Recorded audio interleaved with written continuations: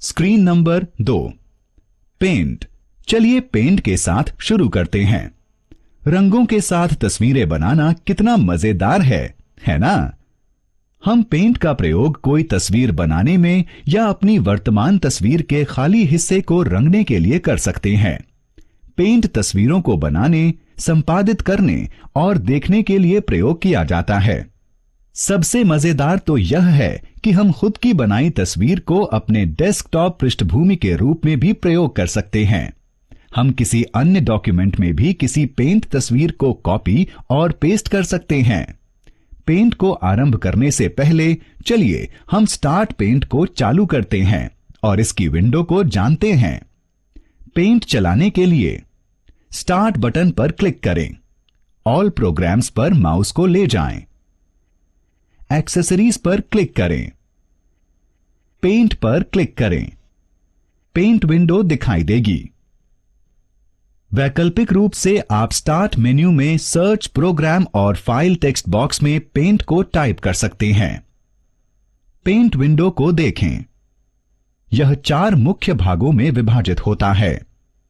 Paint button, quick access बार, ribbon, drawing क्षेत्र। Paint button के साथ शुरुआत करते हैं। यह एक पेंट बटन है। आप इस बटन के प्रयोग से कई काम कर सकते हैं। इस पेंट बटन के कई विकल्प निम्न हैं: open, new, save as, print. Open, यह विकल्प वर्तमान पेंट फाइल को खोलता है।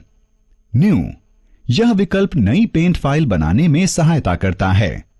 सेव एज, यह विकल्प पेंट फाइल को सहेजने में सहायता करता है। प्रिंट, यह विकल्प पेंट फाइल को प्रिंट करने में सहायता करता है। अब इसे देखो, यह क्विक एक्सेस टूल बार है। जैसा कि इसके नाम से जाहिर है, यह बार बार प्रयोग होने वाले टूल्स को पाने में आपकी सहायता करता है, जैसे कि सेव, रीडू और अंडू। आप क्विक एक्सेस टूल बार को ड्रॉप डाउन सूची से आइटम चुनकर अपने अनुकूल भी कर सकते हैं। रिबन को देखें। रिबन में 2 टैब होते हैं, होम और व्यू। पहले होम टैब के बारे में जानते हैं। होम टैब में वे टूल्स होते हैं जो तस्वीर बनाने और एडिटिंग करने में सहायता करते हैं। होम टैब कई प्रकार के विकल्प देता है जो कई खंडों में विभाजित होते हैं। वे हैं clipboard, image, tools, brush, shape और कलर। क्लिपबोर्ड में 3 विकल्प होते हैं: कट, कॉपी और पेस्ट। इन तीनों विकल्पों के प्रयोग द्वारा हम पेंट में चयन किए गए ऑब्जेक्ट को कट, कॉपी और पेस्ट कर सकते हैं। ये विकल्प आपको एक तस्वीर में एक ही ऑब्जेक्ट को कई बार प्रयोग करने की आजादी देते हैं। इमेज खंड में कई विकल्प आपकी सहायता ऑब्जेक्ट को चुनने और संपादित करने में करते हैं: सिलेक्ट, क्रॉप, रीसाइज और रोटेट। आप सिलेक्शन टूल को तस्वीर के उस हिस्से में ले जा सकते हैं जहां आप कुछ बदलना चाहते हैं। आप क्रॉप टूल की सहायता से किसी भी तस्वीर को क्रॉप कर सकते हैं। क्रॉपिंग आपको तस्वीर को उस तरीके से संपादित करना सिखाती है जहां से केवल तस्वीर का चुना हुआ हिस्सा ही दिखे।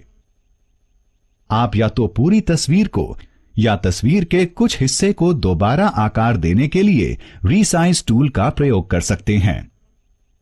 आप पूरी तस्वीर को या उसके चुने हुए हिस्से को घुमाने के लिए रोटेट टूल का प्रयोग कर सकते हैं। टूल्स खंड आपको वे विभिन्न टूल्स प्रदान करता है जिससे आप तस्वीर बना सकते हैं और संपादित कर सकते हैं। ये टूल्स हैं: pencil, fill with colour, text, eraser, colour picker, magnifier. इसे देखें। यह ब्रश ड्रॉप डाउन मेन्यू आपकी सहायता एक तस्वीर बनाने के लिए विभिन्न प्रकार के ब्रश का प्रयोग करने के लिए करता है।